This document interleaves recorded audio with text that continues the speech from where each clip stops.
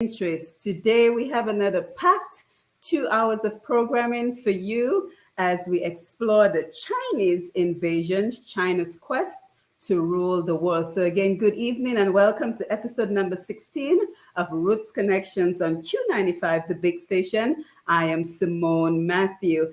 Today we are joined by Dr. Thompson Fontaine, Dr. Dion George, Mr. Alvin Thomas, and we are also expecting Mr. Lennon Mathieu a little later on in the program. So good evening, gentlemen. How are you today? Unmute your mics as we say good evening to our audience. Yes, good evening. Thank you, Dr. Simone Mathieu. Good evening, Dr. Thompson Fontaine and Mr. Thomas. It's really good to be there. I think the topic is a very timely topic.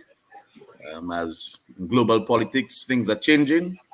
And absolutely, China is part of the Caribbean. China is poised to be the world new leader. And so having a conversation of that sort, I think it's an academic exercise, but it also means a lot for economic and our national development policies as well. And so I welcome the opportunity. Thank you so much. I pray that God gives His Holy Spirit to be with us through this conversation. And hopefully we can have a very interactive evening this evening. Thank you so much. Yes, thank you. Alvin, you want to say good evening? Yes, good evening, Simone. Let me again thank you, and let me say good evening to my friend Dion and Thompson. And again, thanks for the opportunity. Saying good evening to Lambi in studio. Good evening, Lambi, and to our many listeners and viewers on Facebook. I concur with what Dion has said. It is a fact that China now is going to be one of the leading global powers entity.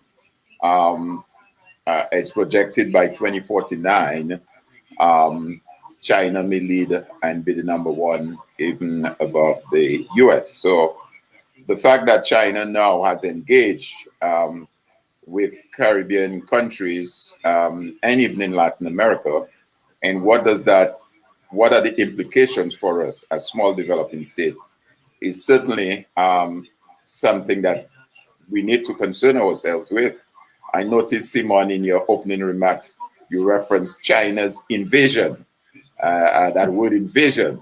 So clearly, that is something we definitely need to discuss. And not only that, for the folks on the ground, I always believe that whatever discussions we have here is aimed, and it's the purpose is for the citizens of Dominica and by extension the Caribbean to have an understanding and to educate them so they too can make informed decision as voters and elect and persons going to the poll to elect the leaders to represent them. So thanks again for the opportunity, and I look forward to engaging in the discussion this evening. Yes, thank you for being here, Mr. Alvin Thomas. And Dr. Thompson Fontaine, good evening to you. Hi, good evening. Good evening, Dr. Mathieu, and to my esteemed colleagues, Alvin and Dr. Dion George. It's delighted to be here. Of course, Lambi, very good evening to you. And to the thousands of listeners to your program, Simone. It's great to be here tonight to discuss a very interesting topic. I think one that should concern us all in Dominica and in the Caribbean, because we are discussing the question of Chinese, if you like to use a big word, Chinese hegemony, or the influence that China is trying to convey across the globe. It's very interesting.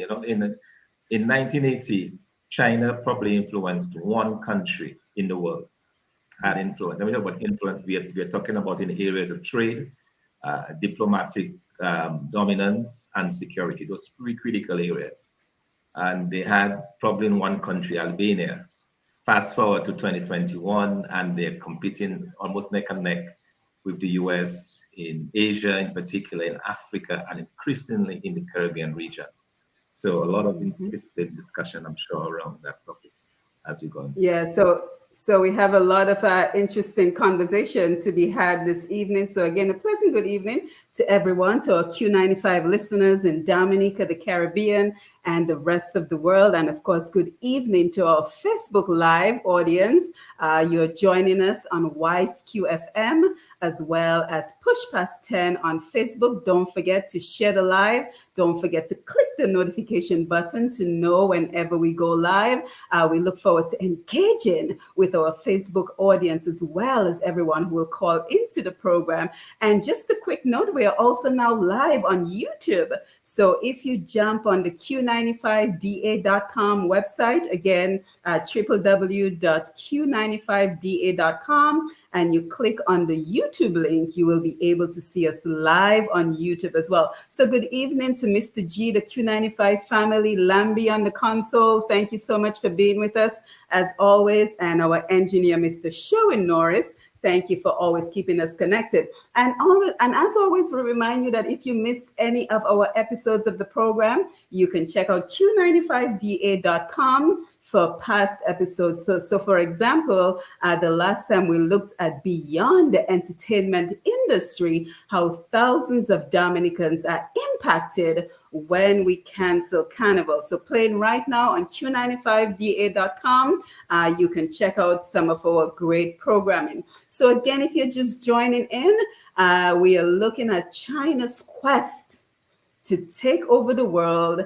and the implications in particular for Dominica and the Caribbean region.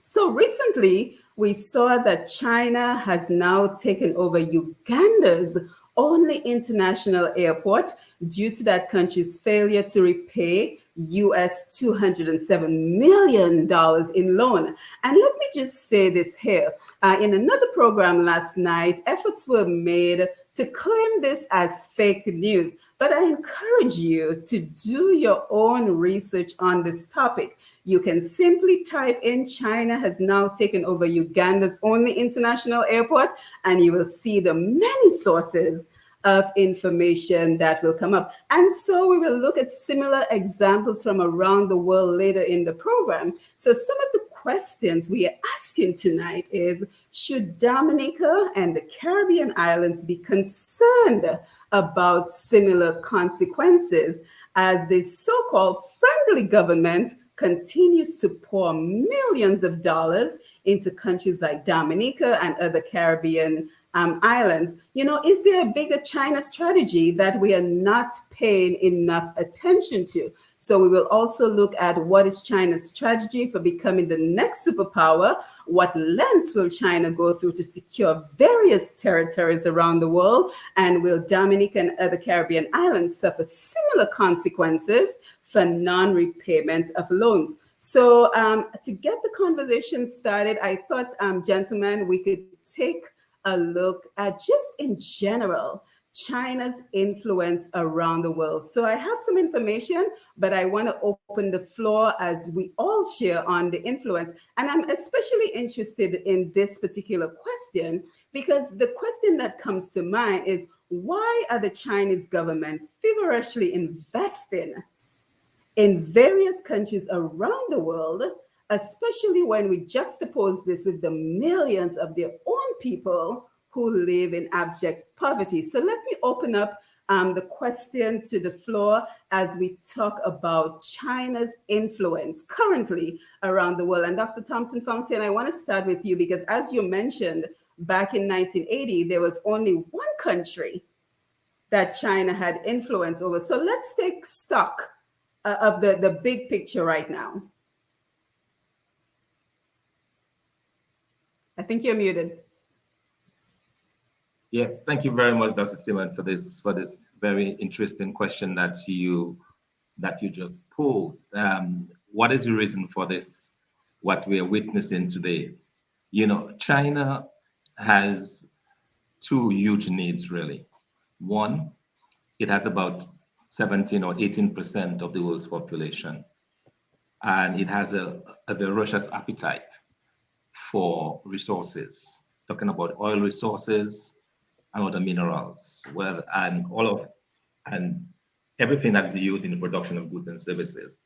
The Chinese had a very simple model that took them out of poverty. I mean, going back 40 years ago, China was a back, if you want to use this word, a backward developing country. But they found a way to really be able to increase their production and then to lift in the process literally hundreds of millions of people out of poverty. And how they did that was to actually be able to utilize trade. So it was through the process of trade. They were able now to produce goods and services that they could sell across the globe at very competitive prices, which was an economic boon for the country. And for many years in the 80s and 90s, China would average 10 to 15% annual rates of growth. In the process, making a lot of its people rich, but also as that began to develop, it began to have a greater desire for resources. So greater desire, for example, for diesel, greater desire for oil, greater desire for cotton, greater desire for leather. All of that was feeding into this huge trade meant that it had to now approach countries where those resources could be obtained. And one of the obvious areas in the globe is Africa. Africa has practically all of the resources that are necessary to sustain and maintain trade. So it was a natural fit to go into the African region. And in going into Africa, they found very compliant regimes which did not, in a lot of instances, did not care too much about the rule of law. A number of despotic and corrupt regimes that were willing to do business with the Chinese. And they've been able to use those relationships very well in Africa. You mentioned at the start of the program that they took over the airport in Uganda. What they've effectively done is that they have advanced loans to those countries. Even right here in South Sudan, currently, they have actually reached a deal with the government of South Sudan, where in exchange for a certain amount of barrels of oil every month, they build roads and infrastructure in the country. I remember a few years ago when I was working at the International Monetary Fund, we were actually in the middle of a negotiation with the Congo. We were negotiating a program with the Congo with a lot of different, we had these conditionalities that the country had to meet. And we were negotiating, I believe at the time, it was probably for about $400 million or thereabouts. And one day the delegation just told us they're no longer interested in IMF funding. Why? Because China had just offered them $7 billion with absolutely no conditions that would see the building of, rail network, would see the building of ports. So they say, why would we go for the IMF program and support where you have all of those conditionalities when we can get it, freely from the Chinese? So I will talk a little bit about this later, but in terms of how the Chinese have succeeded in striking those deals and in getting those things done. So in terms of influence, they've been able, through what I said, through trade. And as China has become more powerful, has become richer, it has then set its eyes on the USA. In the 80s and somewhat at the very beginning of the 1990s, there were two superpowers in the world, the US and Russia. Russia over the years has declined significantly. China saw its opportunity to replace Russia and even to surpass the United States. So it's an ideological battle that is taking place now between China and the United States. And that is some of what we're seeing in the Caribbean region. So when you see the Chinese posturing for position in the Caribbean, a lot of it has to do with the ideological battle that they're now fighting with the US. Mm-hmm. Yes, so we're talking the influence of China around the world. Alvin, Dion, you want to jump in? Yeah, I think Thompson has pretty much outlined it in terms of the historical perspective. But what I will also add to that is that I think it's a question of two things: geopolitical and economics. And like you rightly said, China is now on a trajectory to be that leading superpower to even surpass the United States of America. And what China has seen, and Thompson rightly pointed out, is that in terms of the resources that there is in Africa, and to a large extent in the Caribbean, I mean, when you talk about oil reserves, you talk about Suriname, Guyana, Trinidad. When you talk about timber, you talk about Guyana. When you talk about bauxite, you talk about Guyana as well. They have seen that opportunity there to exploit that. And it's basically, that's what driving China's presence. As I said to someone the other day, it has nothing to do with the question as to whether China like Caribbean people, African people, because we are in fact looking at a complete different culture, lifestyle, if you want to put it this way. So it is clearly a question of economic and geopolitical. Yeah, and I would also just check to see if there's a television on in your background. I think I'm hearing. Oh yeah. Hold on for me a second. Hold on. Mm-hmm.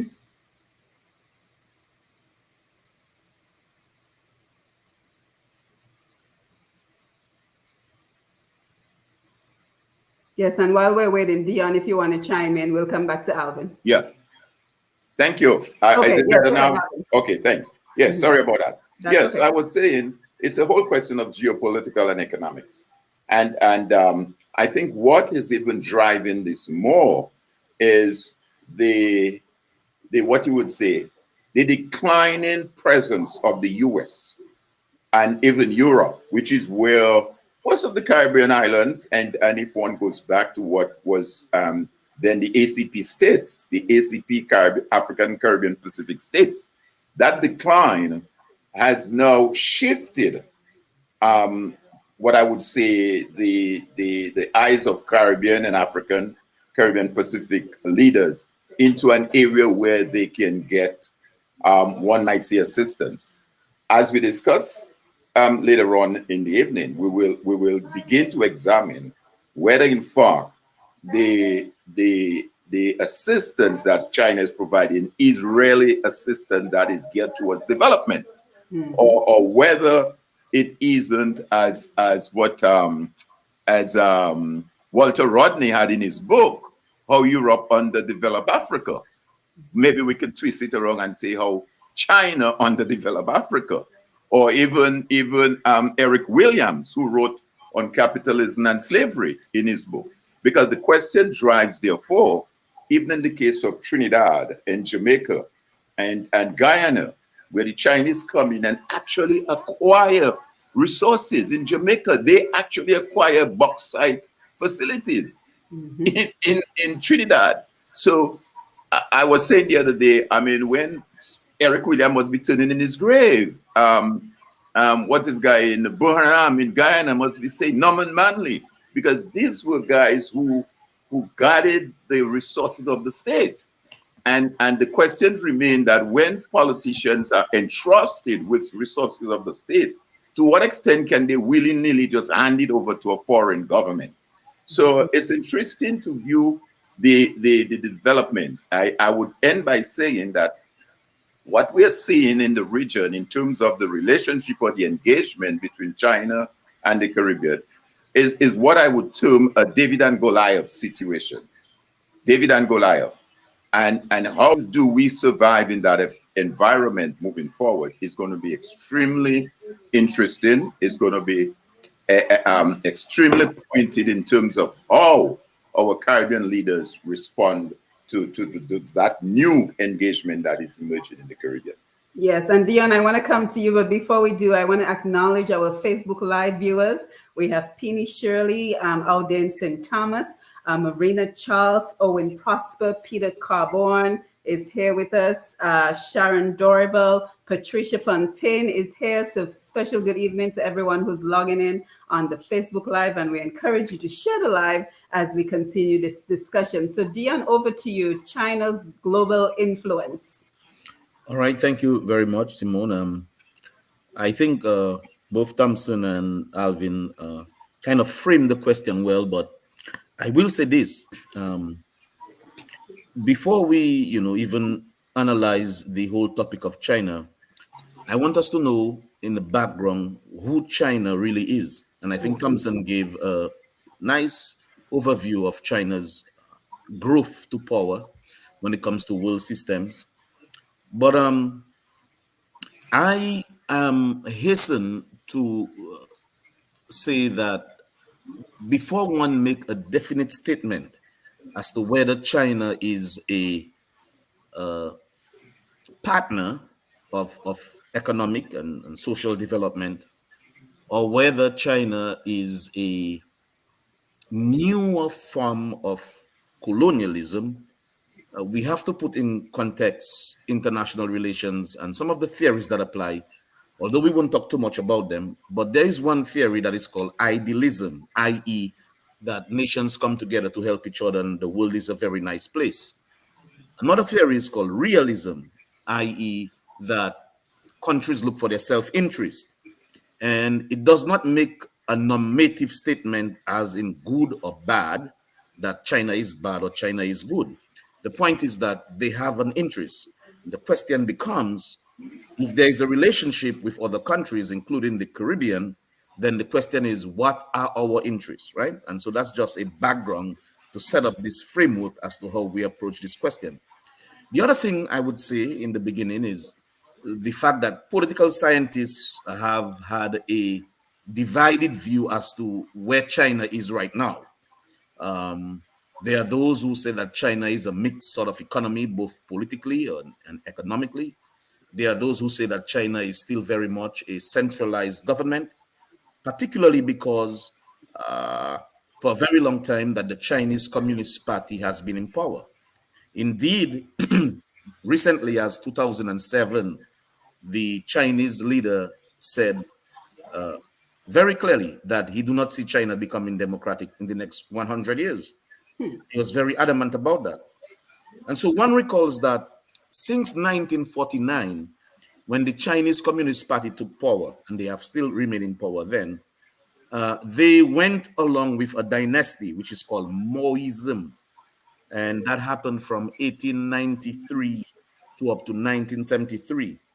And there were two main policies. I'm talking about national development policies that shaped China. And the reason I'm mentioning that is to give a little backdrop as to who really China is. And so with Maoism, there was a program that is called the Great Leap Forward. And that program started from 1958 to about the 1980s thereabout, or the 1965 thereabout, sorry. And the Great Leap Forward, in a nutshell, essentially was a very aggressive agricultural program. And the Chinese decided that their people matter more than technology and more than other things. And so they really drive a labor intensive agricultural project.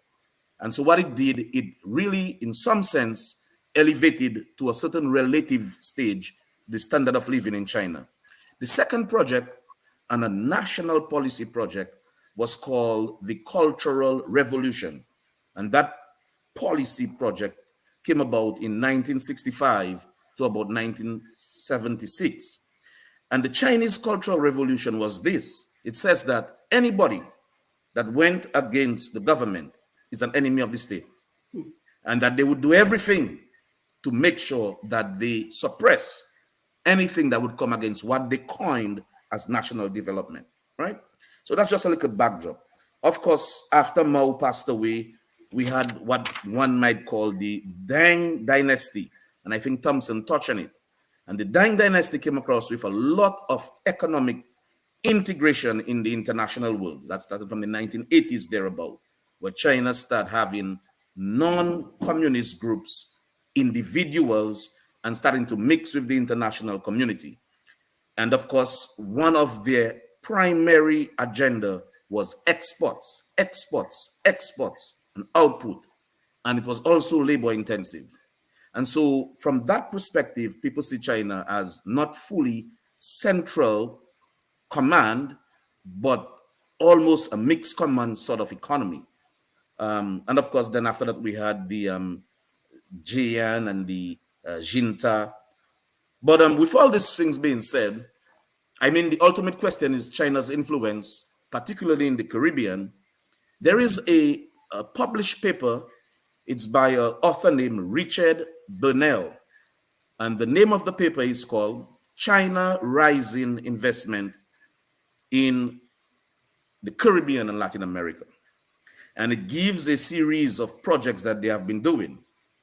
Now, one of the things I know for sure that the United States is very concerned about is its hegemonic sphere of influence in Latin America and the Caribbean, i.e., that it is the most dominant economic, military, and social dominance in the region.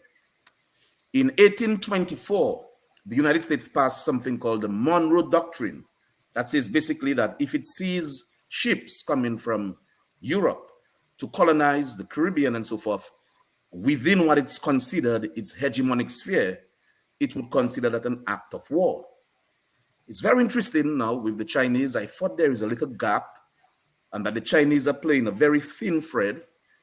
Well, there has not been any warships, there have not been any planes, and so they are dealing with business, and that's fine. But what I would say is that they are really investing a lot. And I guess later on, what I can talk about is something called the debt trap. The debt trap. Oh, yes, that's exactly where we're going, Dion. Yes, so we can talk about the debt trap, where they have really, where they have really given a lot of financing to countries. And what happens then when the countries cannot pay it, then they go back and they loan from the Chinese again to pay the loan that they have, right? So that's what the debt trap is. Yes, so thank you, gentlemen, for laying out the program, for giving us great perspective on what we can expect to discuss this evening. And I also want to say kudos to Sean Douglas this afternoon on Talking the Block. He did a great introduction. You would swear we coordinated these programs for today, but he did a great introduction. So I encourage you to check out q95da.com, click on the Podbean icon, and you will be able to hear the podcast of that particular episode of Talking the Block. So I think we've already laid out the influence, but one of the reports I found from the U.S. Global Coalition, China's growing global influence, what is at stake? So I just wanted to share this information because it sort of gives us a global view of the influence that China is having. So it says the People's Republic of China's global investment has grown dramatically, surpassing the United States as the largest trading partner with many countries in Latin America, Africa, and challenging America's strategic influence around the globe. China has pledged to become a world economic leader by 2025, right? So just a couple of years from now. COVID-19 has highlighted China's efforts to increase its global influence since China sent medical teams and donated medical equipment to over 150 countries around the world. So some very interesting information as we continue to see the influence. China is expected to spend over $1 trillion on its Belt and Road Initiative. This initiative seeks to build new markets for Chinese goods and increase China's economic connectivity in 130 countries around the world, encompassing more than 60% of the world's population and 1/3 of the global GDP, including 40 out of 54 African countries. So the report continues. Many have warned that China's approach to development financing creates strategic dependency by burdening a borrowing nation with enormous debt and using it as leverage, a tactic now known as debt trap diplomacy. So, Dion, we're coming right back to that debt trap diplomacy in a minute. Chinese entry into 2 new trade deals, one with 15 Asian Pacific countries and one with the European Union, signals its commitment to set global standards for trade and furthers Beijing's image as a dominant economic power in the world. China has invested 150 billion in the region. That is Latin America.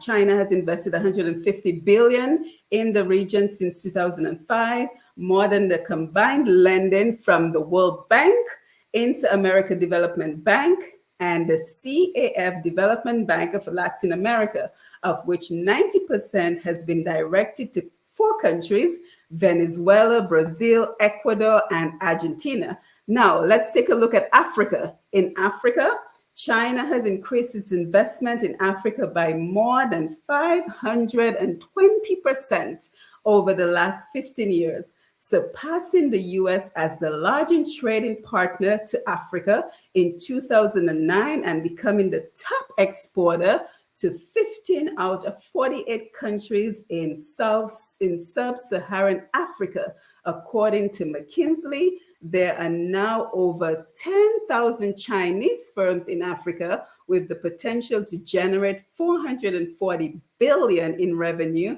by 2025. So why should we be concerned? Why should we be concerned about all this influence that China is having around the world? Anyone, feel free to jump in. Well, we have to be concerned, Simone, because, you know, clearly, and I mean, again, Dion gave some sort of perspective, historical perspective as to where China was and where it is today. And from what we have seen so far, I mean, it is clear. Let's take Dominica, for example. Let's narrow it down to Dominica.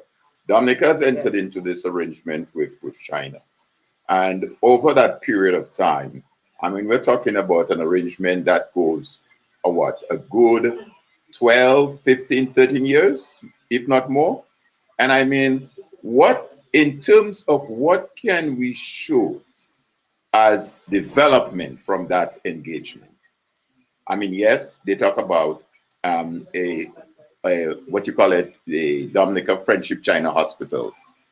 I mean, they've been trying to complete that hospital for the last 5, 6 years now, if not 7 or 8 years. China built 1,000-room hospital in 5 days during the COVID pandemic situation. They gave a stadium. We have a stadium, but in terms of transfer of technology or folks being able to even maintain the stadium, it's my understanding that when the lights go off, the bulbs are so high up that they don't even have the proper equipment or tool to change the bulb. Agriculture, I read recently a document that suggests that the Bay Oil, that was an area that the government wanted to aggressively get back on track. As you know, Bay Oil is still in high demand for the world. It's one of the base ingredients in any of the pharmaceuticals, perfumes, and all that stuff. And we had a very thriving Bay Oil industry in terms of agriculture. I mean, have we seen anything? But yet we're carrying a huge debt.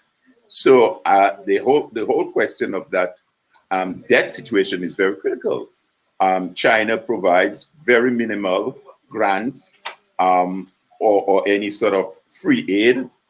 Most of the assistance they give is a quid pro quo. So they will give you a loan which has to be paid back. And as Dion rightly pointed out, if the loan can be paid back, then they either do 2 things. They either give you some more money to pay back the loan, or they acquire certain assets of the country.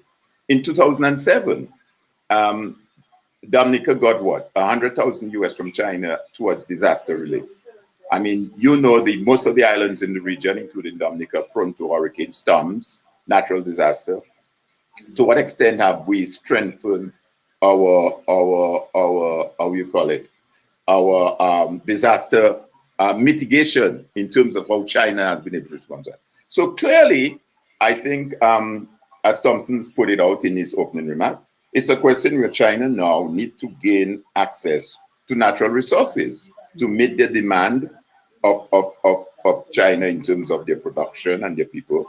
They need to promote their China good. On the question of trade, Thompson will again more directly speak to that. There is a complete imbalance. I mean, you're talking about a population in China of 1.4 billion people. The region, including maybe Latin America, we're looking at 40 million, maybe a little over that, about. I mean, we import more out of China than we, with our small population, export to China. So you have a huge trade imbalance. So we're getting the loans. We got to pay back these big loans. If we can't pay it back, they might end up taking some of our natural resources. And then we're not seeing anything tangible.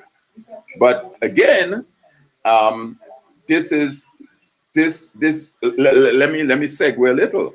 St. Kitts, for example. St. Kitts is still with Taiwan.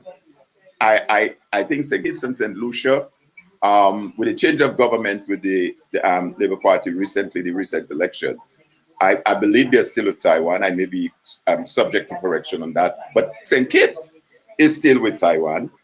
And on a previous program, I pointed out, you know what is St. Kitts GDP? St. Kitts GDP is almost 18,000 US per capita. And I mean, so the point I'm trying to make is that even without that, what you call it, that China's input, there are countries right now in the region, if you take St. Kitts as an example, that is doing fairly well. And I think the question that Dion raised in his opening remarks as well, what's in it for me? Me meaning Dominica, St. Lucia, or Grenada, wherever it is. What's in it for me? And that's why I said earlier, that engagement is clearly an engagement that one could describe as a David and Goliath engagement. And I think moving forward, we have to be smart from a leadership point of view in terms of our negotiations when we sit across this table with the Chinese and what we negotiate for in terms of what kind of development we want for people. Because at the end of the day, whether we engage with China, Canada, the US, wherever, what part of the world, the bottom line is, how does that help our citizens? How does that make life better for the average Dominican in terms of what we engage with, whichever country we engage with? And if at the end of the day, we cannot show that Dominicans have benefited in that, it's just a discussion, an intellectual discussion, and it's just a discussion that means nothing to the average man on the street. Yes, and Thompson and Dion, I want to come over to your comments, but I just want us to stay on the topic of the influence of China. Let's look at the Caribbean region for just a minute. But I also want to let the viewers on Facebook know that I see you and I'm coming to your comments, so keep them coming. Matthias, Alexander, Jared, St. Luce, I see your comments are coming in. Please keep them coming. I will take them in a little while. Clyde Gregoire, great to have you on. So China's advance in the Caribbean. The Caribbean is a strategic region between the southeastern United States and South America and close to the Panama Canal shipping route. Key battleground for Beijing, the Caribbean is also a key battleground in its efforts to isolate Taiwan, and China is actively wooing the Caribbean countries to increase its influence in the Caribbean. China has vastly expanded its trade with Caribbean countries. Overall trade grew from 1 billion in 2002 to 8 billion in 2019, with 3/4 of that amount representing an increase in Chinese exports. China has also made significant investments in infrastructure and energy projects. And as Antigua Breaking News reports, China is indebting countries around the world so as to control them. Dion, Thompson, I want to come over for your thoughts. Yeah, please. You see, when I hear these things, I like to take it in a broad perspective. I don't like a single side of the story. Right. Because like I said in my opening statement, where there is international relations and you have different states in the international community dealing with each other, every state must have its own self-interest. And if one country makes a deal with another country, the onus is upon both countries to decide what they want from that deal. Now, with your question as to why should we be concerned, we should be concerned. I guess one of the broad questions that people have asked before is, can we consider China as a economic partner, or is it a new colonizer? Well, with that question, I think one has to do what Marcus Garvey said. That is, that a people without their history is like a tree without a root. And so, how did Europe, according to my good friend Alvin, underdevelop Africa? And of course, one recalls that it was through military and through technology. And in the Berlin Conference, when they separated Africa, after they left, they came with something called Europeans and the rest of the world. I don't see the Chinese doing that. And by the way, the definitive separation of Europe and the rest of the world was not about economies, because other economies were doing well as well. It was about race.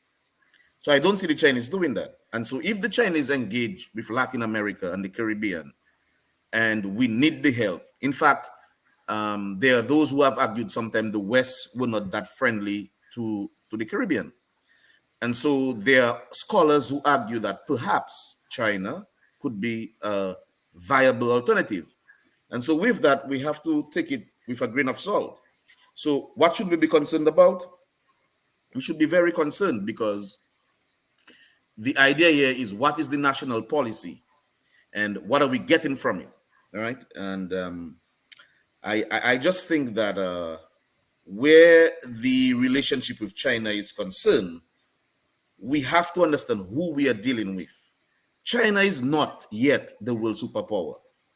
In 2012, okay, let me go back. In 1980, the US, and I just want to put that in perspective, and then you can move on. In 1980, the US had a GDP of 3 trillion US dollars. The next country after the US was China, with about 1 trillion. In 2012, the US GDP was about 16 trillion. China own was about 7 trillion, Japan 6 trillion, Germany 4 trillion. What it means, my dear friends, is if you were to add China, Germany, and Japan, don't even talk about the UK and France, and them. They're far from that. They cannot come close to the United States. If you have to look at the amount of money the United States spend on it military, add the rest of the world together, I don't think they're coming close to the United States. And so when we speak in context of, China is going to be the next world leader, very possibly it is, because I can tell you that, yes, China's standing military is bigger than the US population. China have a standing military of over 500 million and more. The US population is just about that. But in terms of the GDP, in terms of how much it spends on the military, China far, far, far from the United States. And so, yes, I think even the Secretary of State, Anthony Pinkin, on the Biden administration, he said it. He said, yeah, perhaps in the next few years, China might be the country with the highest GDP and maybe even military and economic. But he said not yet. And he says for it to integrate, it have to do it well. And so it's a very interesting thing that we have to observe. Yes, and it's not just an academic discussion. And so when we as leaders in the Caribbean decide to engage with them, we have to know how we deal with them. Yes, Thompson. Yes, Thompson. Thank you, Dion. Thompson, you're muted.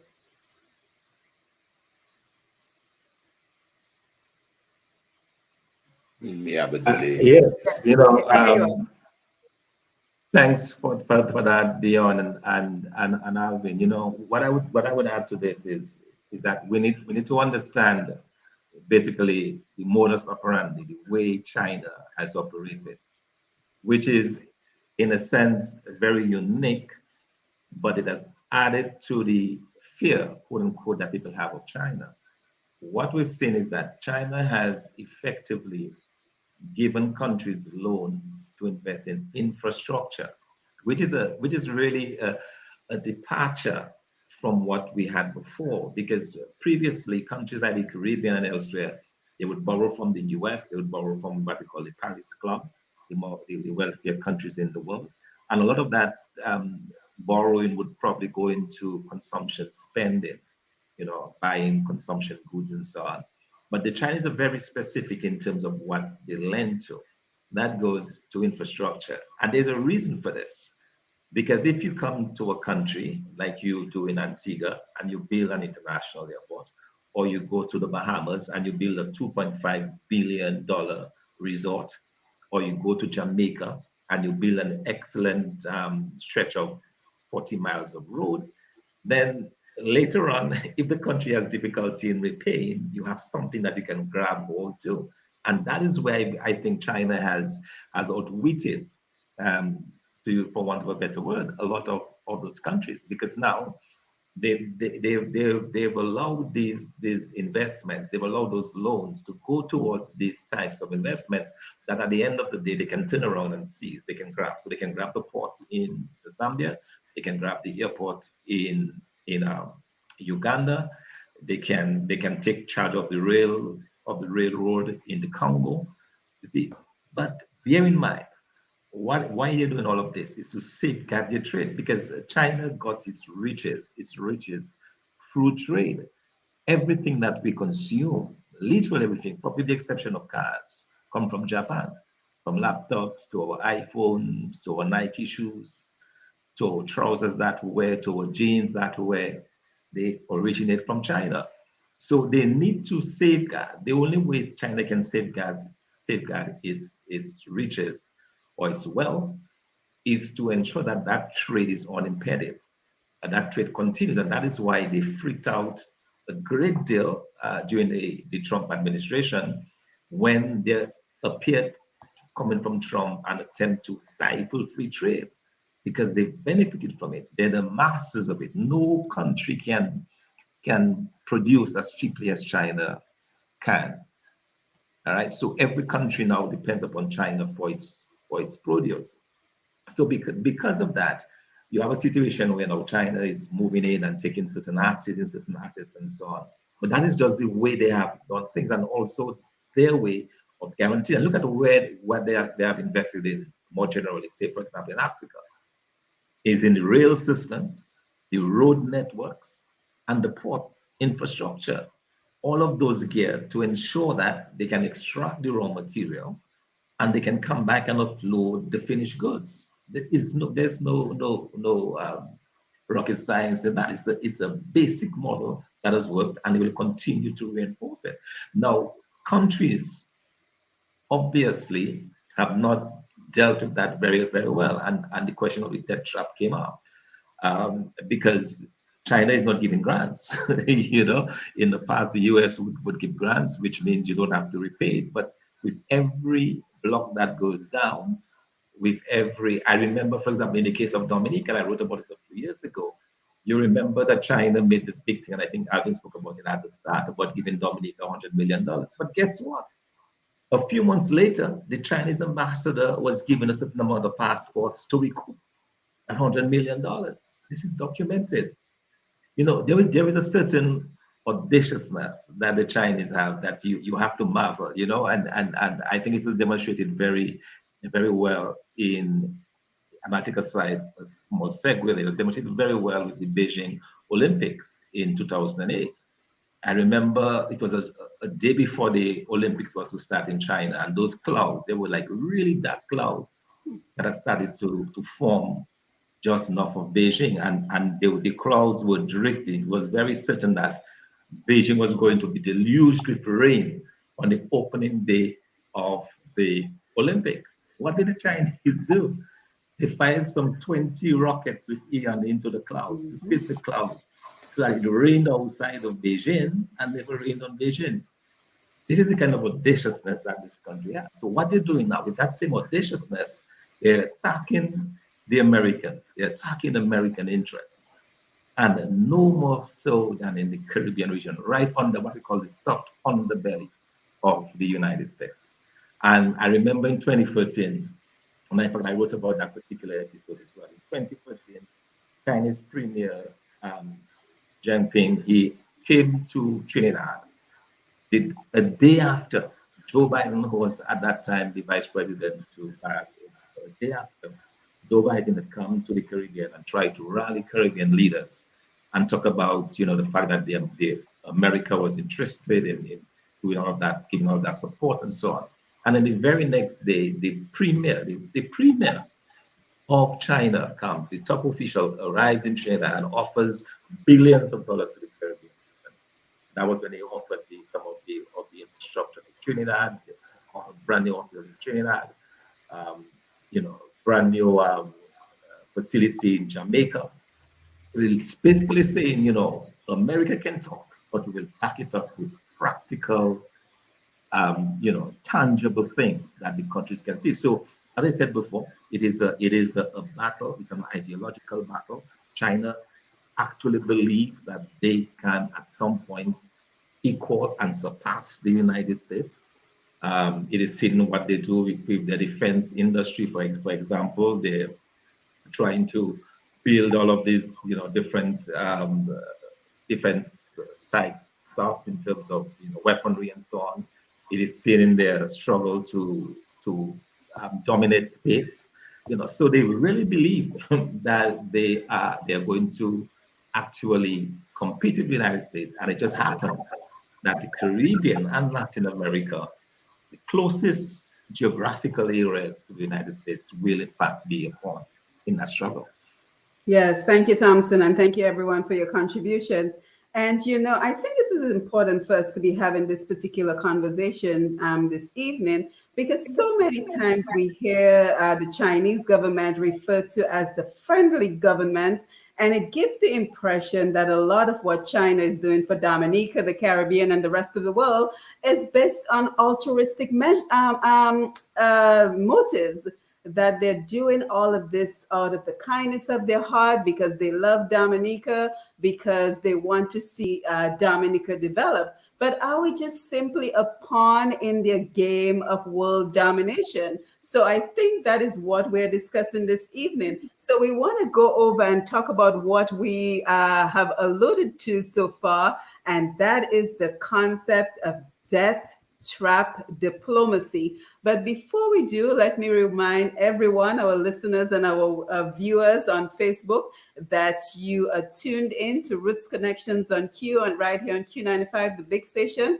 I'm your host, Simone Mathieu, and this evening we are joined by Mr. Alvin Thomas, Dr. Thompson Fontaine, and Dr. Dion George as we discuss China's quest to dominate the world and the implications for Dominica and the Caribbean region as we continue to accept millions of dollars in assistance. So what are the consequences of the influence of China around the world and here in the Caribbean? Well, the concept is called debt trap diplomacy. But before we get into that, I want to give an opportunity for anyone who would like to call into the program. So Lambi, if you could give out our phone numbers for anyone who wants to engage via phone call. And I'm coming to you, Facebook, for your comments. The numbers are 449-3095, 449-3096, 449-3097, 616-4257, 305-432-9624. The numbers again, 449-3095-96 and 97, 616-4257, 305-432-9624. Back to you, Simone. Yes. So while we wait for your calls, let's jump over to Facebook and see what everyone is saying. So we say a pleasant good evening to Sharon Dorival. Nice to have you on. Patricia Fontaine says, good night, folks. Interesting topic. Matthias Alexander, big guns on the panel. Ashby Scotland says, let's see what he says here. Good program. I'm watching. Owen Prosper, the topic is very interesting with some powerful panelists. Matthias, I thought that the Great Leap Forward was detrimental to agriculture. The Great Leap Forward was an ill-fated attempt to modernize through steel. He's asking a question. So kind of take a note of the questions, guys, and the ones that you might be interested in responding to. Matthias, again, many planks of the BRI are being constrained worldwide. Good. Jared St. Luce is watching. Good night. The Salisbury community. Clyde Gregoire, we are hearing about investment and large amount of money spent by China. Who gets that money? Locals are not employed on these projects, and most projects produced by Chinese is inferior. So keep taking notes. Francis, we appreciate your comments, but there shall be no name calling on this program. So I encourage you to show a little bit of respect with your comments. Joe Boston, you all are being unfair. USA is indebted to China a debt of 13 trillion US dollars. So come on. Ronald B. Charles, great stuff. Our students need to be invited to such discussion.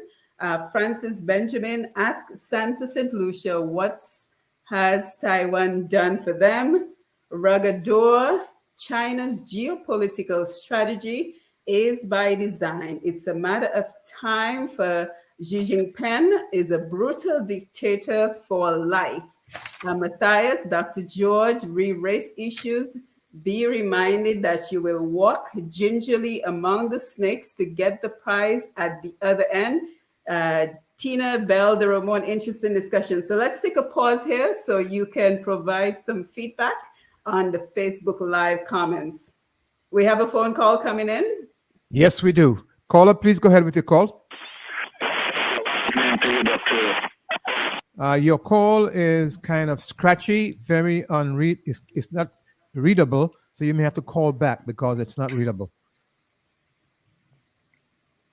Okay, so while we wait for the caller, gentlemen, any comments on the Yes, Facebook please. Live comments? Yes, Dion, go right ahead. Yeah, I think we did a little injustice to your question as to what we should be concerned about.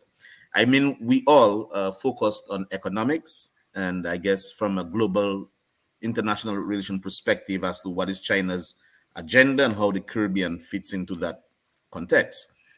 I think one of the areas that one should also be concerned about is China's politics and how they make policies and how they deal with their people. And so if we have a relationship with a country, we need to understand what is their, according to Thompson, modus operandi, right? So there is this view. It was written by a guy called Machiavelli, right? He wrote a book called The Prince. And he wrote that letter to the leader back then. And he basically told them how to control a people. And in a nutshell, he gave several specific tenets to the rule of law. He said, first of all, number one, i.e., that you should use tradition to subdue the people. For example, you should tell them that we are one nation under God, that we are building a country together, that we should unite. In fact, he goes as far as saying that we should say that this is not my will, this is God's will to get the people subdued to their cause. Another thing he said, that it is better to be feared than to be loved or to be hated. If you are hated, the person can kill you. If you are loved, the person can take their love back from you and then break your heart or something. If you are feared, people respect you. So Machiavelli said one of the ways to deal with people and deal with countries in perspective, deal with states and nations, one, listen carefully. He said to conquer them. Put your own people in their lands. Give your own people employment in their lands. He said crush them, that those that are looking on can understand the kind of atrocities that your state can put upon them. It will keep them subdued. It will keep them docile. And so that's how Machiavelli said to handle a state. But I can go on, there are other aspects to it as well. And so I mentioned that as a snippet to say, well, what is China's policy? What is their record? How have they dealt with the situation that they have with Taiwan, Hong Kong, with their own people. And so, yes, they are becoming more a globalist country. They are trading more. But what is the modus operandi? And is it an open society? Is it overt? Is it very clear what the policies are? Or is it really centralized and covered? The point is, these are things that we ought to consider. So when you said, what should we be concerned about? I just thought that we left that out, and perhaps we should consider these questions as well. Yes, thank you, Dion. Thompson? Oh, we have a phone call? Yes. Caller on the overseas line, please go ahead with your call. Good evening, good evening. I really love that conversation. I would like to ask a question. We say China emerging as one of the leading countries in the world, how we would put it, but how you could calculate that when these people working under conditions that nobody else in that the world would want to work. When a man working for $1 a day, in China, how do you calculate that and give China so much power? Look at Dominica. China is a country I believe in propaganda, Look at Dominica. See how long we have been dealing with China since labor coming power. What has we as Dominicans can say China did to us? Only thing I know that they take out our hospital from Princess Margaret Hospital to Chinese Friendship Hospital. Take our history away from us. And all what we see is a lot of Chinese coming out from China and going Dominica. And they are competing with Dominica, with Dominicans for the few little east in Dominica. So when you watch China have a lot of propaganda. And there are leaders in the world like Sheriff that is hungry for personal gifts. And China will use those guys according to propaganda and try to get to the masses. But that doesn't mean to say I cannot put China up there with other nations in developing, because China don't have a human right. China believes in one government. So how can we even compare China to other developing nations in the world? It's just propaganda. God bless Dominica. Thank you. Yes, thank you. Thompson, Alvin, comments from the Facebook Live comments of the callers? I think one of the comments you made regarding Facebook was that I think one of the callers said the U.S. owes China 1.2 trillion, and pretty much. So what's the big deal with us in the Caribbean? Bear in mind that the U.S. is what it is, the U.S. And if the U.S. owns 1.3, whatever the number happens to be, I mean, there is no comparison between what the U.S. may owe and what we owe. As of the period 2005 to 2021, China had already given a total of $133 billion in loan to what we consider Latin America and the Caribbean, with Brazil accounting for 61 billion, Peru 25 billion of that. And like Thompson said, most of those loans go into infrastructure, part of what they call the BRI initiative. In terms of the closer Caribbean countries, Jamaica has a $2.68 billion, Trinidad has a $1.94 billion, Antigua $1 billion, Bahamas well over 350 million, even Cuba 600 million, Guyana 2.49 billion. I mean, clearly, I mean, by any stretch of the imagination, you can see that these countries, including us, are going to be saddled with debt. And when you have economies, again, I'm trying to bring it back home, Dominica, because I'm sure most of the folks on the call listening are Dominicans who want to get an idea as to what this engagement means for them. We have no production, nothing. Where's our production outside the CBI? How are we going to pay back those loans? How on earth are we going to? I mean, I would use a term that's been used. China is engaging in what's called a checkbook diplomacy. Mm-hmm. That's what they're engaging in, a checkbook diplomacy. And yes, and Thompson is correct. we got to understand the modus operandi. And that is why it is so important, Simon, that when we get to these negotiating tables with all the leaders of the region, Nika, Prime Minister, and China, that we articulate clearly what we need and what's in our best interest. And I think Dion said it right. I mean, what China is looking at its best interest. I have no problem with that. What do you expect? I mean, that's what China is going to do. Now, what is our best interest? But guess what? What we are seeing by way of the trend is that every one of these countries are being saddled with debt. And Thompson put it accurately. When we give you money to develop a port, or the bauxite in Jamaica, or the oil in Trinidad, and you cannot pay, we're going to take the oil reserve. We're going to take the bauxite plant. We're going to take whatever that resource is. And quite frankly, I make no bones about it. This is a new form of colonization that we're seeing. A period. I mean, yes, there may be more to it, but that is another new form of colonization. Because at the end of the day, say what you want, who pays the piper calls the tune. And like they say, money talk, what they say, money talk, bullshit walk, or something like that. So, Alvin, we have a call coming in. Sure. On the overseas line call, are you still there? Yes, good evening, members of the panel. Go right ahead.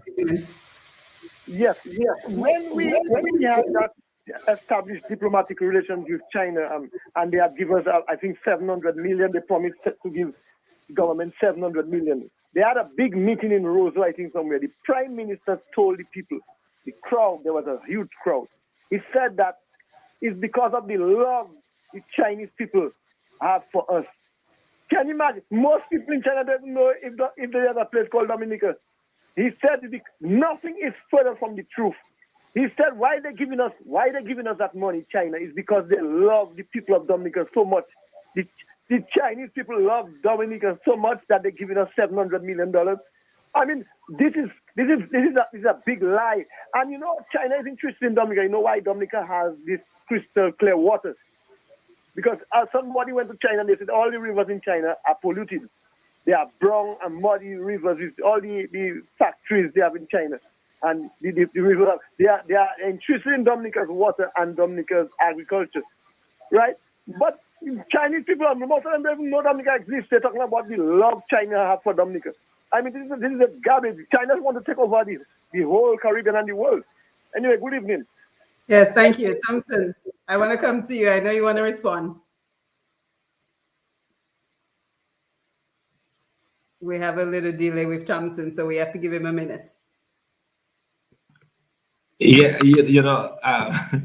yeah, the color makes a very interesting point, and it goes back to what I talked about, the modus operandi. Why is China doing what it is doing? What does China want? Fundamentally, that is the question. Is that they really love Dominica? They really love the Jamaicans and the Trinis. That's why they are doing this. One of the reasons why China has been so successful is in the ability to divorce themselves from the politics of the country. They have a strict non-interference policy that is very attractive to despots and dictators. So that, for example, you can jail dissidents. They will not comment. They will not pressure you to release dissidents. You know, they are completely, at least as of now, focused on the economics, and that is why a lot of countries like that. You see, because they can get the largesse, they can get these benefits from the Chinese without having to give anything up. I gave the example earlier of the conditionalities that is imposed by the IMF and the fact that China comes in and says, I will give you 10 times more money and you don't have zero conditionalities. So that's very attractive for some countries. But you know, Dion raised a very important point having to do with the politics itself of China and their accusations of its human rights abuses, the way it treats its weaker population sector, Muslim sect, the way it deals with dissidents. Some time ago, we had a situation of the Chinese super tennis star who was disappeared for a while. We've had the situation of the head of Alibaba, a company that makes on average about $2 to $3 billion a day in sales. And the leader disappeared for a while. And when he came back, he was a changed person. So you have those political situations within China. We have the way they've dealt with dissidents in Hong Kong. So you have these issues, these human rights issues, these human rights violations that countries that are willing to reciprocate. So you keep your mouth shut on our personal affairs. We will do the same. We will not criticize China. We will not take, but ultimately, the idea is for domination. Ideologically, the battle is between the US and the Chinese for supremacy. And at the end of the day, I will say it again, we are simply pawns. And it's not because they love Dominicans. Absolutely. And I think that's what we want to dispel this evening. We have a call coming in. Yes, we do. Caller, are you still there? Go ahead, please. Yes, Lambi, good evening to you, Simone, and the panel.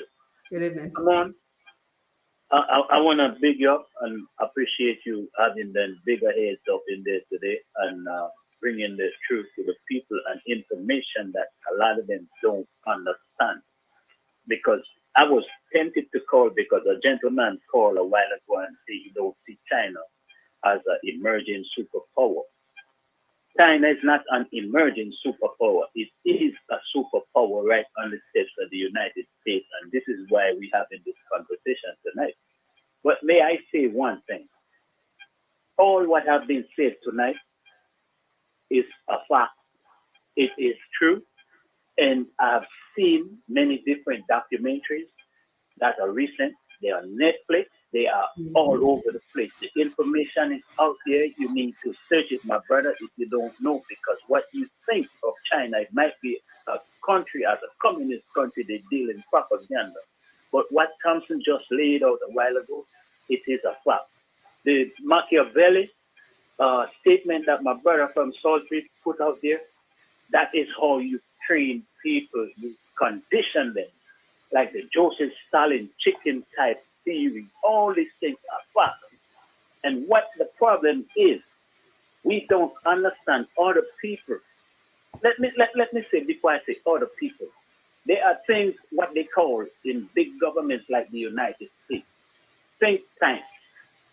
What think tanks do? They study economies, they study people's habits, they study all kind of different things. You have different kinds of think tanks. And they attack certain countries, they attack certain individual groups to see how they can change your ways, change your pattern, they follow your buying habits, what you read, what you do, how you monitor. They monitor everything about you. So for my brother to say that, that tells me he's not too up and what's going on. What the Chinese, and I know it was done earlier in the 80s in America, the Koreans, they come to a black community, they study your buying habits, they study what you weigh, they study everything about you, then they open up a store in your community to serve you and they give you what they see you as. You wear the bling, the baseball cap, you do this, whatever. And it's geared towards you. This is why they have certain commercials geared towards, it's called subliminal messages. What Thompson has said a while ago about the things that they study about certain leaders. They know our leaders. A lot of us are very corrupt and gullible, and we don't really care about the whole as they do. Because you must understand, for not too long ago, these were monolithic societies. They were not societies like we live in America or we live in the Caribbean. These communities, these countries were just a set of people living amongst themselves for many, many, many years. And it's only now in this global village they have more outsiders coming in. You understand? So I want to say to you, Simone, I'm enjoying this conversation tonight, and to all your panelists. One thing before I go, Thompson could tell you, the Chinese has put an outpost in California. They have a military base they put over there in Djibouti. They put what you could say is a small Chinese city in Ethiopia. The city is not named names like Addis Ababa or any kind of King's Highway or whatever that Ethiopian Amharic words. The city is built with Kwanzhong and these kind of names. The counties in China, the different cities, all the streets are named like that. They're setting it up in their way. And because they study us in a manner, they know how to operate amongst us, and we amongst them, they don't really, like Thompson said, and he got it right. They don't say a thing about what the leaders do. They don't talk about the leaders' corruption. They let it go as it is because they have an agenda, like my brother from South said. Their agenda is China and its people. Thank you. Yes, thank you, caller. Thank you for your contribution. So what exactly is debt trap diplomacy? So let's take one more quick call, and then we certainly want to get into debt trap diplomacy and how it works so we have a better understanding. Caller, please go ahead. Good night, Lambi. Good evening. And good evening, Dr. Simone. Yes, good evening. You know, Lambi, in my opinion, our relations with China does not really contribute nothing to the citizenry of Dominica. First of all, I mean, the Chinese giving the government a loan, and they will bring if there is construction, they bring in their people to work.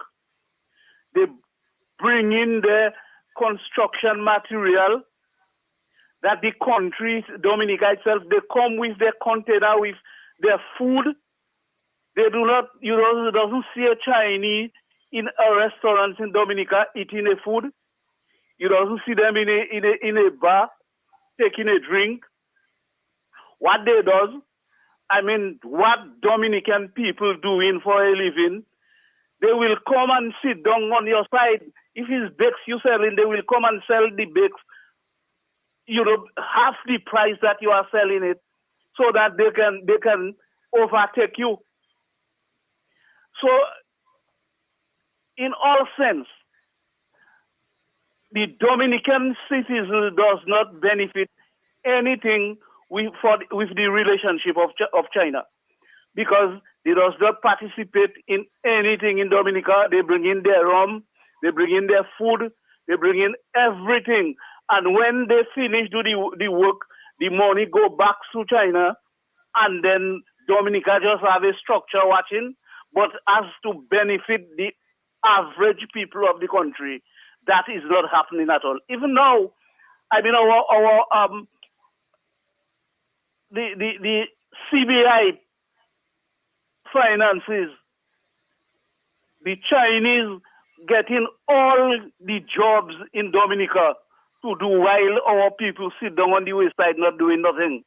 Yes, thank you, caller. Thank you for your contribution. Why is that? I said thank you for your contribution.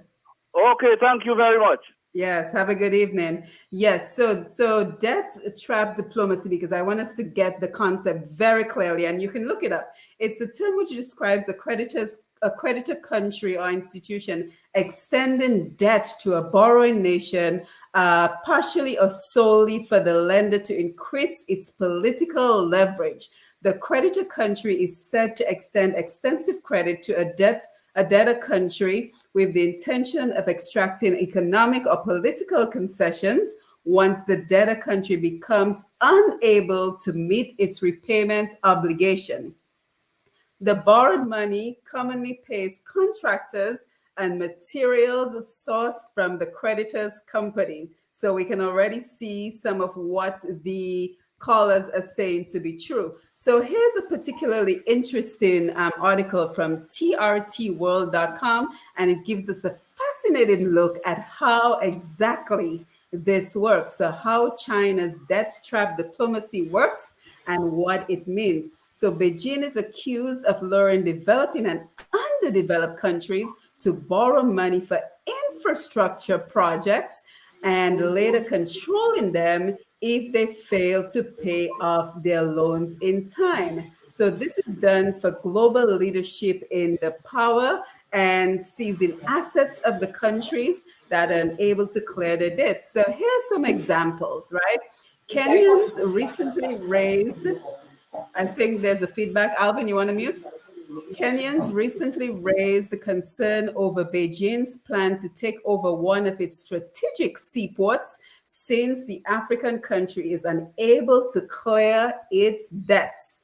In December 2017, Sri Lanka handed control of the newly built port of Habbatota to Chinese operator in order to satisfy part of its significant debt to Chinese leaders. So China takes raw materials from Africa, another important example, converts them into finished goods, and China then sells them back to Africa.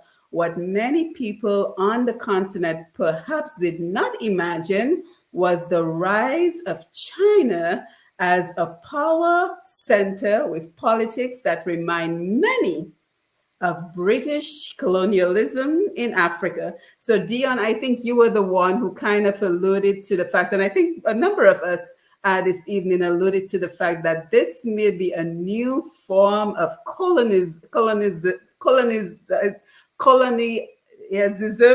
Correct me. Help me out here. Colonization. Tongue twister. Colonization.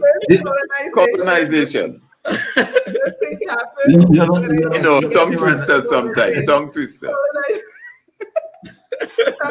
Yes, Simone, sorry, unfortunately, I'm not able to hear the real-time conversation, so I may be a little bit behind the curve there a bit, or maybe even talking over somebody else who is talking. It's just because I'm not able to hear you guys in real time. But I wanted to comment very briefly on this issue of the debt trap. I have my own reservations about that term, because when you think of a trap, as we say back on Mazak trap, you think of something that you don't know is there. So you're walking in the forest, you're looking up at the trees, and suddenly you just go down because somebody set a trap for you, and you just you get caught. The point of this whole thing is that these leaders are going into these agreements with their eyes wide shut. They know what they're getting into. They know, and somehow when you say it's a trap, it's like you're removing responsibility from our leaders. But as I said, these work very well in countries where you have a high level of corruption, so that the politicians' hands are buttered, or their mouths are buttered, and they take on this debt knowing full well that they may not be in a position to repay it.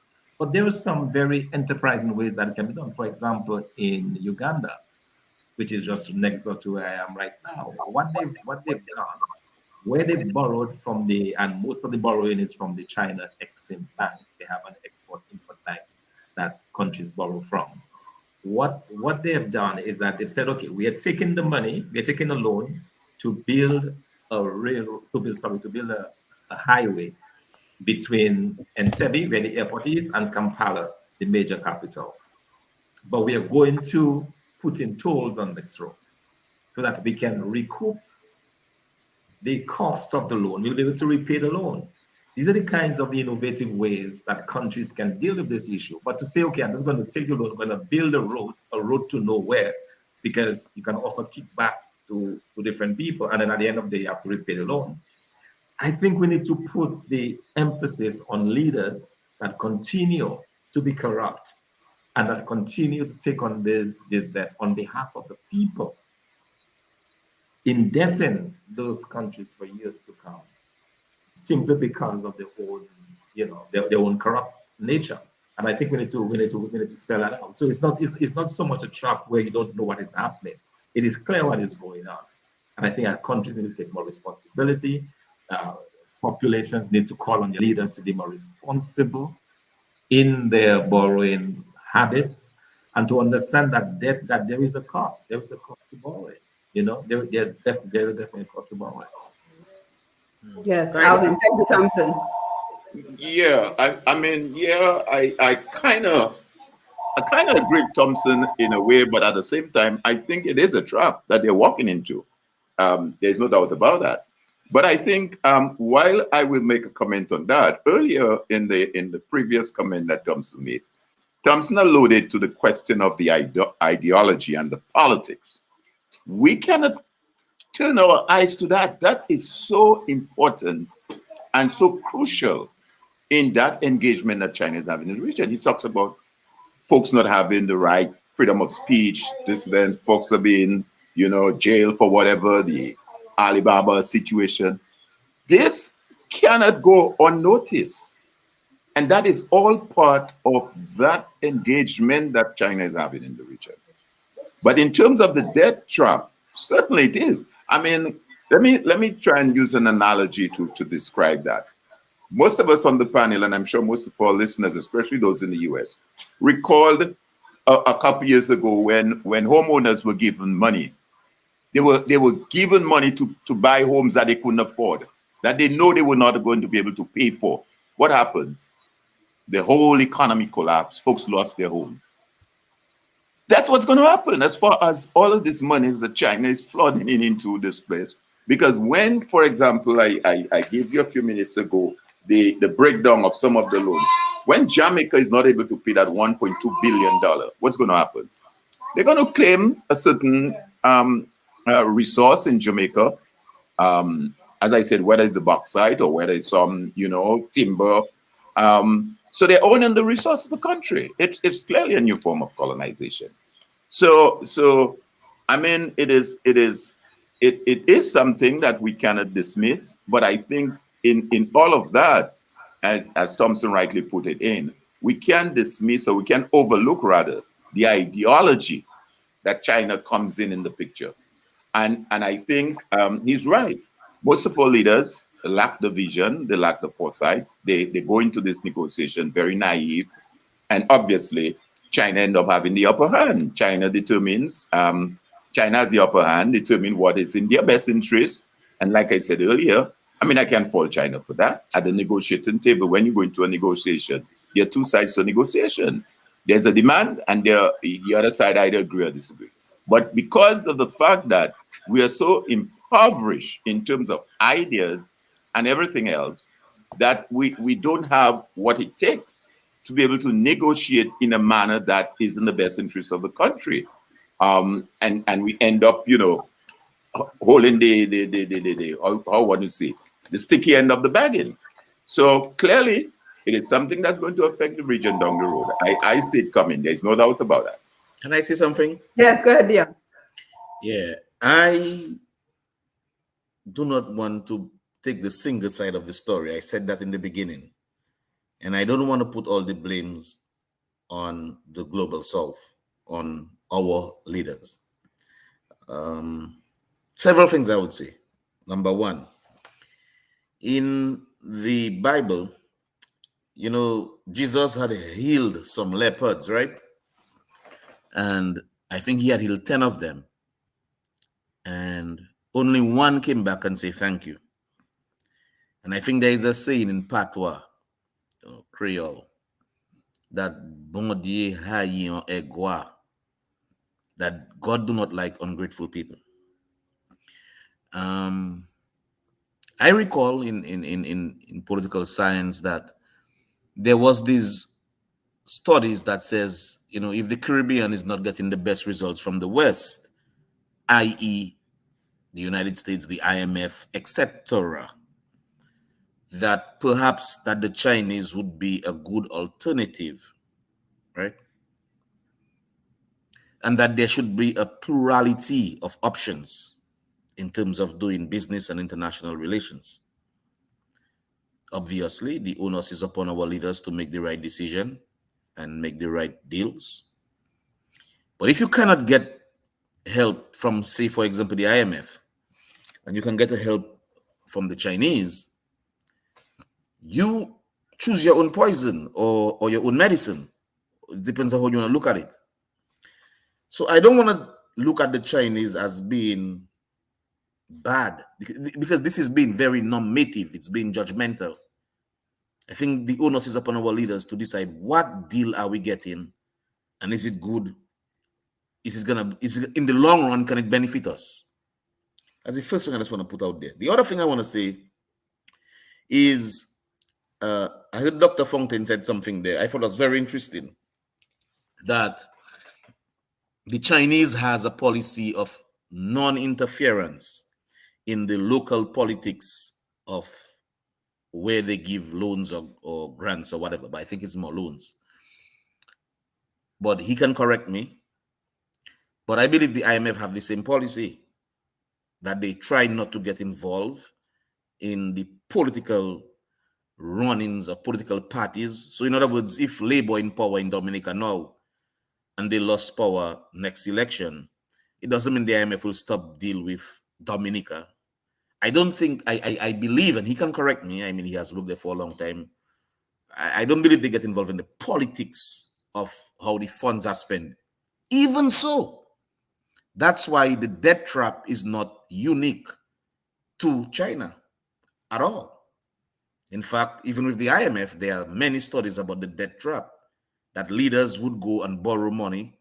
And the sad thing about it is that, say, for example, that they would have used the money for some projects, perhaps they would use it for campaign re-elections, etc., and that they would pay it back how they can. The IMF is a bank, and once they're getting back their payment, but they're not going to say, okay, you took the money for a loan or to give farmers or for small businesses, and now we haven't seen that happen, and they'll still get another loan. So I am not sure if that is unique to China. The other thing I wanted to mention is the caller that called, and he referred to me as the Salisbury guy, is the situation calling China as if China is a superpower. I beg to differ. I recall before World War II, let's say about World War I, the world was considered to be a multipolar military economic system with countries like Germany, Japan, the United States, not even the United States really, but like England, France. Of course, the US military build-up after World War II, and England was crushed, France crushed. The world ended up being what is called a bipolar system, leaving the Soviet Union and the United States as the world two superpowers. It so happened that in 1990, the fall of the Red Curtain, the Soviet Union fell. And so it left what is called a unipolar system. So it moved from a multipolar, bipolar to a which left the United States as the world superpower. I am not sure that China, both economically or military, can claim to be unparalleled with the United States. Now, I know there are other people who say yes. If not, well, you will see in the future. And in fact, like I told you, that the Secretary of State, Anthony Pinkin, for Joe Biden, he said that. He said maybe in the future. But he said when that happens, it has to happen gradually. So, I mean, we're talking about a lot of things there. And I like to take things very, according to one of the people on Facebook, gingerly. Yeah, to work gingerly. Because I don't want to be ungrateful to China where we could not get loans somewhere. They give us the loan. And here we are on a program saying that they are a new colonizer and so forth and the other. Very well, they may be. Again, my original point, the onus is upon us, the leaders, to decide what agreement we make with them if we want it. And so I think the conversation needs to be had, as we are having right now, that what are we dealing with, who are we dealing with, and how do we go forward? On the issue of the debt trap, it's not only China. Many, many countries, including Jamaica, has borrowed money from the IMF and could not pay back their loans until, I mean, our good doctor here can tell you, they had to devalue their currency and stuff like that to try to help them. So I don't know. I mean, if we're having a conversation, yeah, go ahead. But let me just say briefly though on that last comment you make, Dion, with the IMF example that you use. If the IMF, you cannot pay the IMF loans, the loans are restructured. So you may say that you are internally having to pay that amount. But what China is doing, China claims the resource of the country. So China fully acquire. So if Jamaica, say, for example, cannot pay the loan, China will come and you say, no, you have this bauxite plant, this natural resource, we claim it, that's ours. With the IMF is not claiming any resource of yours, or the World Bank. You will have that on the books, yes, and the next administration coming in will have to find a way to pay it, or they might restructure the loan. But China is not doing that. China say you cannot pay, the airport is mine. That infrastructure belongs to me. Mm-hmm. That is a big difference. Yeah, because what China is doing, China is laying claim to the resource of the country. So that is what, in a sense, one may describe as a new form of colonization. Because this is what Europe did. Europe claimed us as black people as slaves and claimed the land on which the sugar and the cotton was grown. It belonged to them. Yeah, and that is why you have this big discussion of reparation and all of that that's going on now. It's a debate that's going back and forth. And I think that is exactly the approach that China. I agree. Yes, I don't have a problem with not being grateful. But again, and Thompson said it quite frankly, you have to go into discussion with your eyes open. And they're putting this huge debt on the countries. And when the countries cannot pay the debt, they come and they say, you know what, you can't pay, so we take this. We take the oil refinery that belongs to you. We take this. Yes, and Thompson, I want Thompson to jump in as a former IMF employee. I want Thompson to jump in on this portion of the discussion. Let's give him a minute. He's on a delay all the way out there in Africa. So let's see if he can hear what I just said. Yep, there we go. Yeah, I see, man. Okay, it's not reaching me. I guess I can respond now. Yes, go ahead. I can respond. Okay, yeah, no, it's an interesting discussion, but I think there is a fundamental difference between the way an IMF or World Bank operates and the way a country operates. So when I talked earlier about the Chinese, then you would probably compare the behavior of the Chinese government with the behavior of the US government. So for example, if the US government is giving support to a country, you may find that they will issue from time to time, they may issue a statement. If something is not going right in the country, they may issue a statement about, you might find an embassy. That happens a lot here, for example, in South Sudan. When the US is not happy with what's going on in governance, they will issue a statement that highlights the need, for example, to create more space for civil society to operate. They will do those types of things. You will not find the same thing with the Chinese government.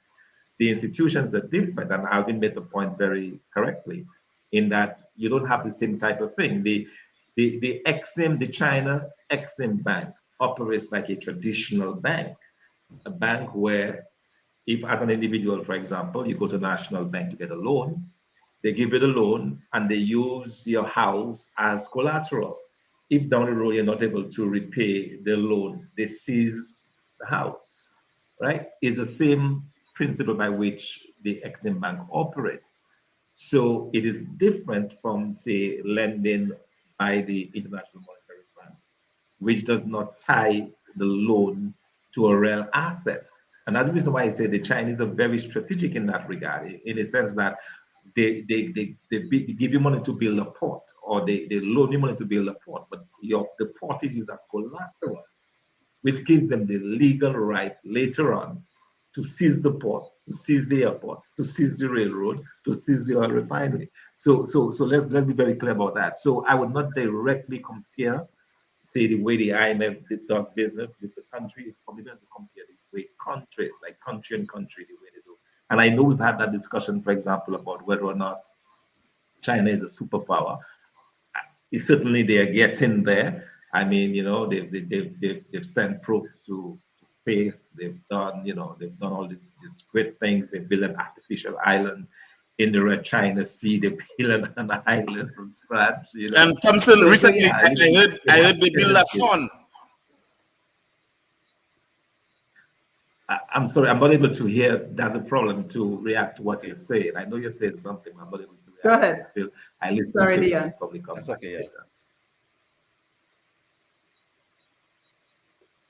Yes, so as you know, our time is drawing quickly to an end. So I wanted to explore two quick questions before we end. And that is, let's bring the conversation back to home. Let's bring the conversation back to Dominica. So are we already seeing the consequences of our debt to China? Have we started paying back for all the investments when we look at the amount of businesses that are closing in Roseau and being pretty much offered as Chinese businesses now? When we see, you know, wages being offered as little as $70 a day, right? When we see our esteemed businessman, someone like Suki, being disrespected because there's simply no consequences for bad behavior by Chinese in Dominica. So have we already started repaying the debt? Are we seeing the consequences of you know, Dominica being indebted to China?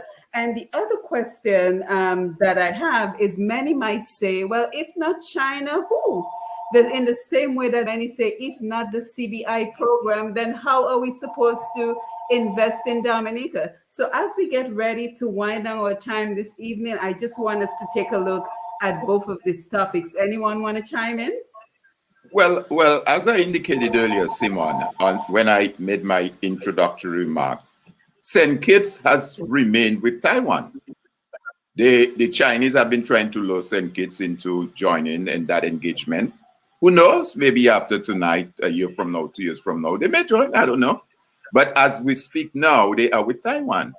And St. Kitts been doing relatively well, a GDP of over 17,000 US. As a matter of fact, St. Kitts is number, and Dr. Fountain could correct me on that. St. Kitts is number 3.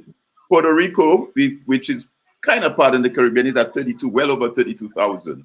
Bahamas is at 28. St. Kitts comes in at 17,000. Trinidad, 15. Trinidad has oil. St. Kitts don't have oil. Barbados at 15,000, a little over 15. Antigua, 14. Grenada, 9. St. Lucia, 9. St. Vincent, 7. Guyana, 6. Dominica, 6,526. That's the GDP per capita. So clearly, it's not for want of not being able to do. It requires a certain leadership, certain vision to be able to drive and do the thing. And you're right. At the end of the day, no matter what agreement that the government of Dominica may enter into with Chinese, how does that relate to the man on the street? Like George Bush always says, are you better off now than you were 4 years ago, 5 years ago, 10 years ago? How does that relate? Is there employment? Is there production? The roads that they say that they will finance the infrastructure, has that infrastructure been able to stimulate the economy and provide for our people in Dominica? We know recently that the government of Dominica entered into a visa-free arrangement with China. They're the only, so again, I stand corrected, but the only island in the region, in the Caribbean, that entered into that kind of arrangement with China, a visa-free. Sometime in 2020, you had what was called a China and the Caribbean countries having a diplomatic relation with China, hold on it was a special vice ministerial meeting on COVID. You know who was the vice chair in addition to the foreign minister of China? Our Kenneth Darrow minister.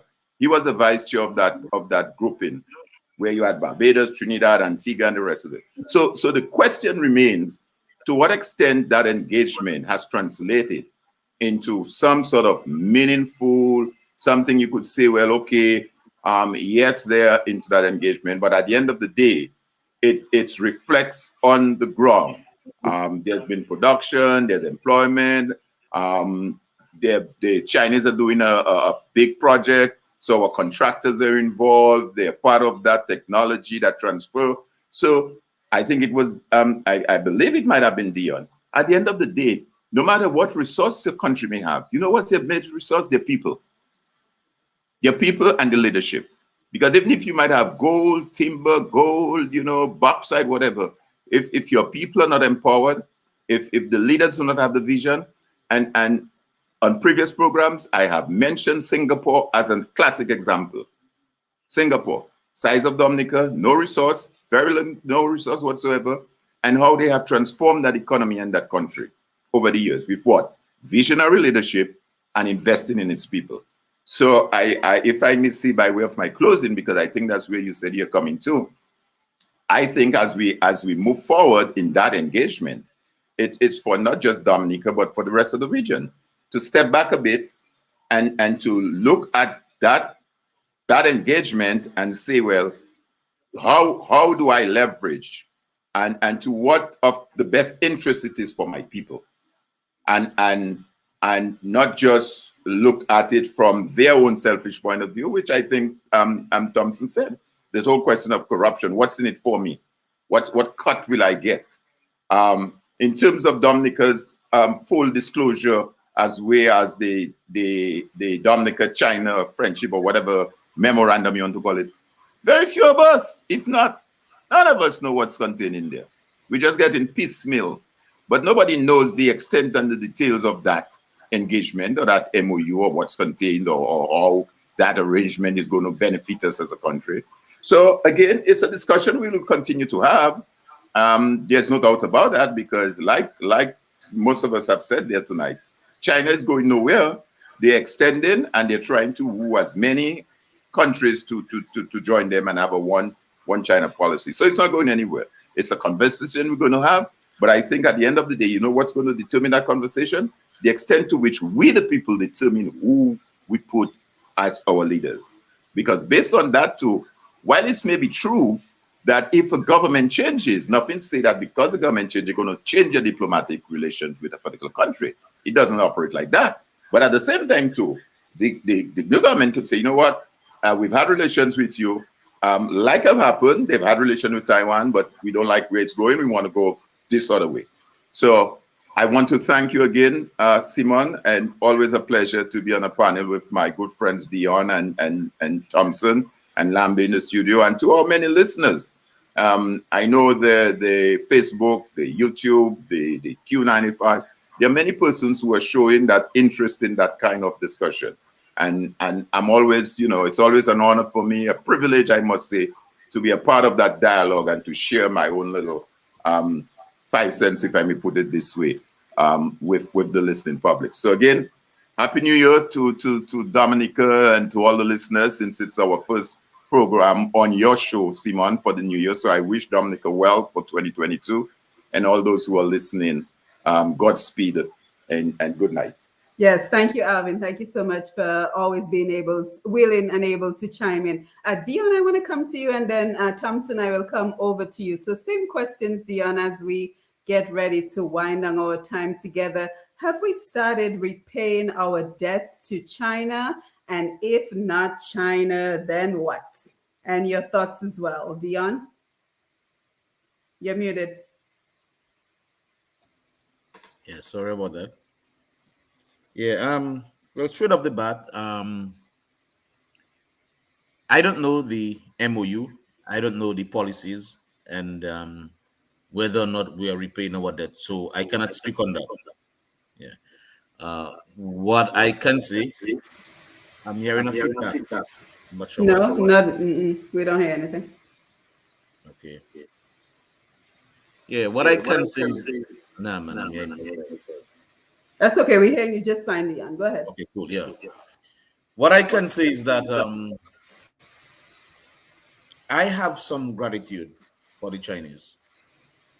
I will say that because I know about the relationship we have had in the past with other countries and other institutions. And so it would be very disingenuous of me to just look at China from one side of the story. Mm-hmm. So again, I have said that before and I'll repeat it. The onus is upon our leaders to decide how they deal, what policy they make, what agreements they have with the Chinese. Right? So that's number one. The other thing I would say is I'm very thankful to be part of this discussion, because what we did tonight, in effect, is we spoke about China's influence in the Caribbean and in Dominica. We spoke about China as a global leader, perhaps, whether it is a partner or colonizer. We talk about its politics, its economics, and why should we be concerned about that? So I think these are conversations that should be had, and we're having it, and I think we should continue with it. And I hope that our relationship with China would be good for both of us. China has its own agenda. The Caribbean and Latin America needs to have its own agenda, and I think we do. Simone, I will tell you, when I graduated with my PhD, the first book offer I got, guess how much the company took? 90%. Wow. I got 10%. So my sister told me, Dion, it's your first book, take the deal. I say, what?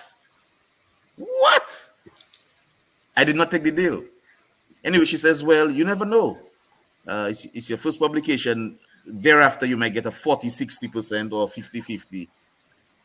I know some of the relationships, perhaps, that the government are having with China might not be the best for Dominica. Maybe they have the lion's share of the leverage, and so maybe. But I hope it turns out well. And so again, as always, my contribution on your program and on the Global View on Q is for the best for Dominica. I really hope that things turn out well with China and Dominica, for Dominica and Dominicans. I would not want to criticize the Chinese government blatantly. Of course, there are things that we can talk about very openly, the same way I talk about Europe.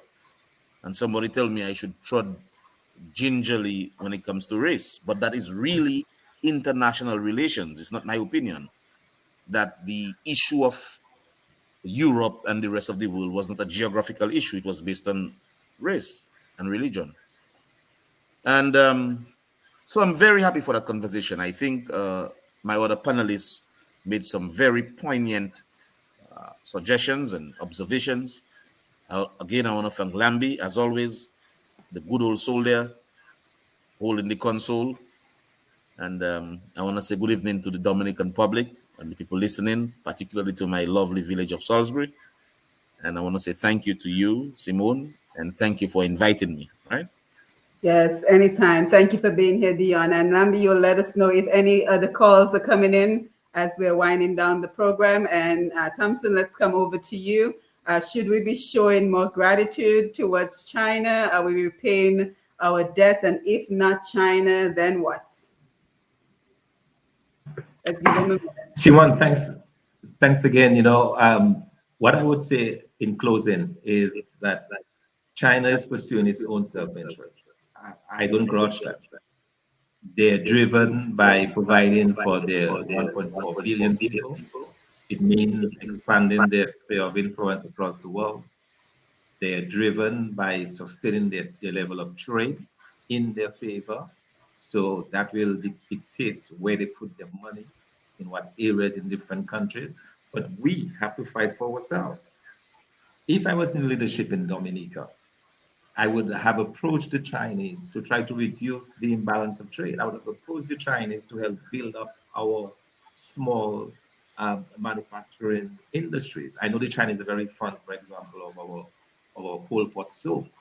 I would approach the Chinese to provide capital to expand that, to expand the Kalinago products that we can then sell to the Chinese. That is on us. We have to do it. We have not done it. I'm not going to blame the Chinese for that. When we took the Chinese loan to build the State House, and we did not negotiate to have our local laborers be a part of this, I took the government to task for it. But I'm thinking, if I'm going to repay you, then I'm supposed to tell you who should be working on this project. But we are not doing that, and I think the failure is on our part. So I don't want anyone to think of this as Chinese bashing. What I hope we've done tonight is to be very impartial in our views in terms of what is actually happening. But I think when it comes to Dominica, we can do a lot better. We can do better to protect our people against the Chinese invasion. We've not done enough on this front. So there are things that I believe a government can and should do, because if you're looking at the interests of your people first, you will do those things that will promote those interests. We're not seeing that. And part of it, again, has to do with the failure, the extreme failure of this government. I mean, on any metric, on any level, any measuring stick you use, this government has been a dismal and complete failure. And no amount of window dressing, no amount of talking up, no amount of dimple theorizing is going to change that. This government has been a failure, and they've not worked hard enough in the interest of the people of Dominica. That, to me, is the fundamental end of this conversation. Until we find a way, and I've been saying it right, ultimately it depends on who you put into office. Until we find a way to be able to articulate, to stand toe to toe with whether it's the US, whether it's the Chinese, whether it's the Russians, until we find a way to do it as a people, we understand where we want to go. We have a vision for our country, and then we come to terms with that. We set our own agenda. I'm not seeing this with this government, and to me, it boils down to failure of governance. All right, but as I think that as a people of Dominica, we have to hold our leaders to do more for us. We have to hold our leaders to a higher metric than just probably giving us a check for $300 every month. I mean, there is more that we should hold our leaders to. And I think the feeling is really on us as a people. We've not asked much of our leaders. They've not given much. And we are where we are. Appearing to be the victims when we are not. It's simply because we have not done enough in that regard. So that's how I will choose to end tonight, and also to express my thanks and gratitude to you, Dr. Simone. It's great to be in your panel at the start of the year. Alvin, it's always great seeing you. We go back eons, lifetime. And Dion, of course, it's great. And to all the people who contributed, I've been reading the comments on Facebook. It's a very interesting and engaged discussion, and I like that type of discussion. We can talk things other than just the petty politics of Dominica. Talk about bigger issues, open up our minds, our thinking, open up our the way we think of things. So I'm really happy that I've been a part of this discussion. Just want to say a very good night to all the people of Dominica, and to continue to strive for better as we move forward. Yeah, thank you so much, Thompson Fontaine. I think we have a caller. You have 30 seconds to take your call. So let's take a final call, 30 seconds. Yes, I want to say it was a good program with China, but our next program, let's look forward for reparation for Black people. After 400 years of slavery, up to now, our leaders cannot demand reparation for Black people. So I'm looking forward for our next program. And thank you very much. Yes, thank you. Great idea. Thank you very much, caller. So thank you, Alvin Thomas, Dr. Dion George, Dr. Thompson Fontaine, Lambie on the console, showing the Q95 family, Q95 listeners, viewers on Facebook. We see Tazi LaRose, thank you for being here. Rosalind Sevre, I know that there was a very engaging conversation going on Facebook, so thank you for your contribution. Mike Drago, Louisa Jean-Pierre, and everyone else who contributed to the program. And I think a lot of these conversations that we're having kind of lead to, Alvin, could you mute your mic, please?